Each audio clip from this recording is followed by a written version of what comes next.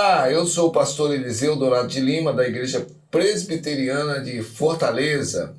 Nós estamos aí durante essa semana na temporada O Cristão e a Política. Esse aqui é o episódio 2. Começamos ontem e vamos até a sexta-feira, sempre ao meio-dia. Você pode acessar aí os nossos trabalhos, ter informação da igreja através das nossas mídias que estão aparecendo aí.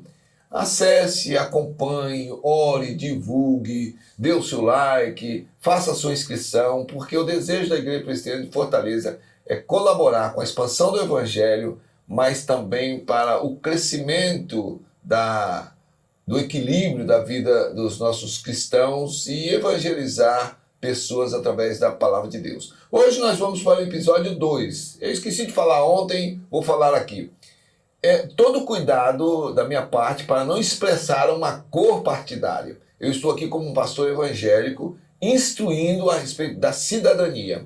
Então, às vezes, alguns interpretam de um jeito ou de outro. A minha intenção aqui não é falar sobre ideologia tal, favorecendo ou desfavorecendo, mas sim falar a respeito da postura do cristão diante da política.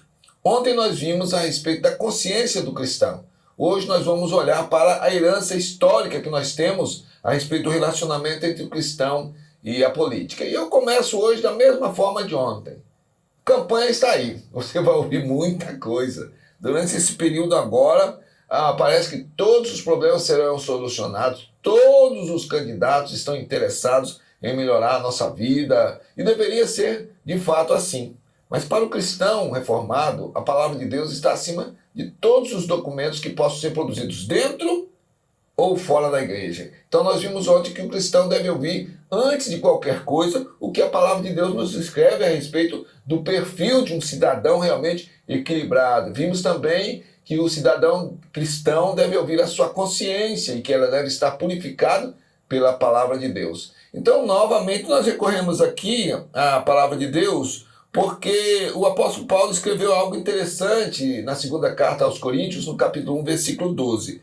Ele escreveu aqui: porque a nossa glória é esta, o testemunho da nossa consciência, de que, com santidade e sinceridade de Deus, não com sabedoria humana, mas na graça divina, temos vivido no mundo e mais especialmente para convosco. Então o cristão precisa buscar essa sabedoria e viver essa sabedoria, não se deixar enganar pelas artimanhas humanas que muitas vezes induzem ao erro. Nós, os cristãos, principalmente os de linha reformada, além da palavra de Deus, a palavra de Deus para nós é a única regra de fé e prática, mas nós temos os nossos documentos, os símbolos de fé, por exemplo, que foram produzidos por 121 teólogos entre 1643 e 1649, na Inglaterra, conhecido como a Assembleia de Westminster, que produziu a Confissão de Fé e os Catecismos Maior e Breve. Então, a Confissão de Fé ela foi elaborada porque buscava-se uma uniformidade das igrejas ditas protestantes a respeito das suas doutrinas. Mas no tempo em que a Assembleia se reuniu, ainda havia o pensamento de que a igreja e o Estado deveriam andar juntos, como se fosse até mesmo a mesma coisa. Vamos ver Calvino implementando isso em Genebra, por exemplo. No capítulo 23, falando do magistrado civil, a confissão prevê o seguinte: no inciso 1, Deus, o Senhor Supremo e Rei de todo mundo, para a sua glória e para o bem público, constituiu sobre o povo magistrados civis que lhe são sujeitos, e a este fim os armou com o poder da espada para a defesa e incentivo dos bons e castigos dos malfeitores. Então aqui havia claramente o pensamento de que ocuparia a posição de autoridade, de mando, pessoas comprometidas com a fé, pessoas comprometidas com a palavra. Por quê? Porque eles estariam numa posição sempre de justiça. E não se nega que há a visão do uso da força para empreender a justiça. Mas veja bem, incentivando os bons e castigando os malfeitores. Então, naquela época, esta era a visão de que a obediência de homens comprometidos com a palavra os colocaria em condições de governar. O texto de Romanos capítulo 13, versículos 1 a 4, foi a base, um dos textos usados para basear esse tipo de pensamento. Romanos 13, 1 a 4, fala da obediência às autoridades e diz assim, Romanos 13, 1 a 4. Todo homem esteja sujeito às autoridades superiores, porque não há autoridade que não proceda de Deus, e as autoridades que existem foram por ele instituídas. De modo que aquele que se opõe à autoridade resiste à ordenação de Deus, e os que resistem trarão sobre si mesmos condenação. Porque os magistrados não são para o temor, quando se faz o bem, e sim quando se faz o mal. Queres tu não temer a autoridade? Faz o bem e terás louvor dela, visto que a autoridade é ministro de Deus para o teu bem. Entretanto, se fizeres o mal, teme, porque não é sem motivo que ela traz a espada, pois é ministro de Deus, vingador para castigar o que pratica o mal. Então, há uma incoerência aqui? Não há incoerência. Na produção disso aqui, havia realmente o compromisso. O governo bom, baseado no temor a Deus, puniria os criminosos e defenderia os cidadãos. Quando você tem inversão disso e no poder, na posição de mando, estão criminosos, pessoas corruptas, então o povo vai sofrer. Aqui diz assim, olha, se o governo é bom, se a autoridade é boa, então você não deve temê-la. Por quê? Porque ela vai fazer aquilo que é a vontade de Deus. Então, quando a Igreja Presbiteriana dos Estados Unidos foi organizada, e a partir de 1788, então essa sessão foi revista porque passou-se a entender que o relacionamento entre igreja e Estado deve ser assim, algo separado. Igreja com o seu papel de igreja, Estado com seu papel de Estado. Só que a igreja não se isentando de lutar pela lei, pela justiça, mas de uma forma diferente, né?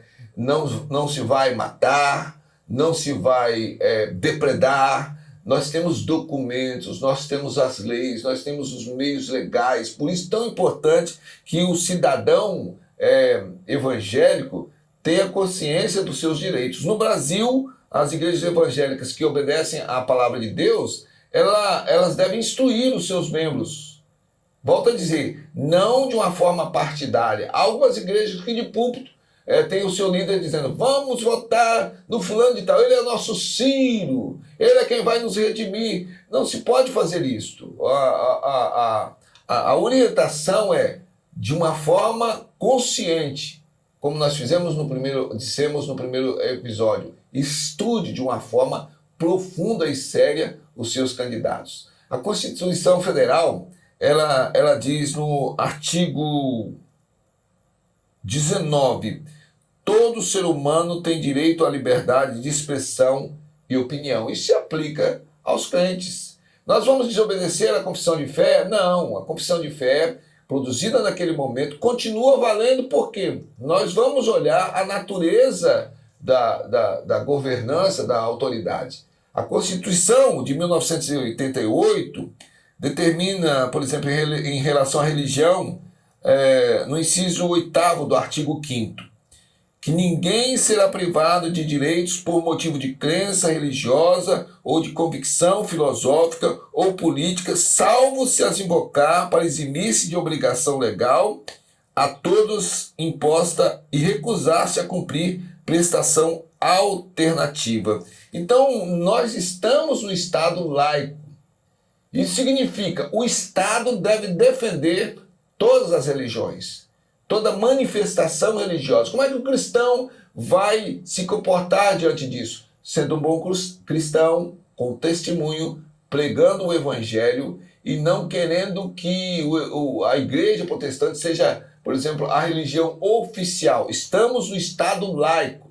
Ele não pode se intrometer nas liturgias, nos princípios doutrinários das religiões. Por isso que nós consideramos, como evangélicos, essa necessidade até do Estado ser laico. Onde é que fala na Constituição Federal?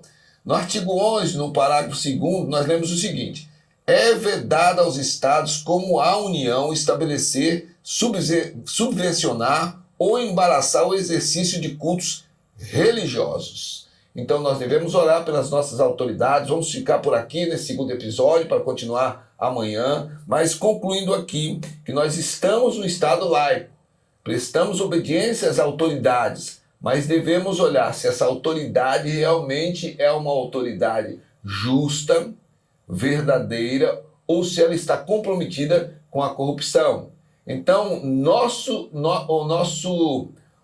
a nossa obrigação como evangélicos é orar e trabalhar para que a justiça, a verdade impere em nosso país. É assim que a gente prega o evangelho. Quero terminar hoje lendo o texto de 1 Pedro 2, 13 a 17.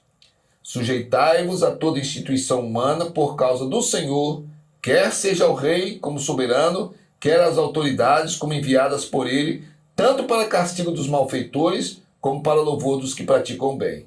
Porque assim é a vontade de Deus, que pela prática do bem façais emudecer a ignorância dos insensatos, como livres que sois, não usando todavia a liberdade por pretexto da malícia, mas vivendo como servos de Deus. Tratai todos com honra, amai os irmãos, temei a Deus, honrai o rei. Agora, qual é o contexto disso aqui? A igreja estava sendo perseguida.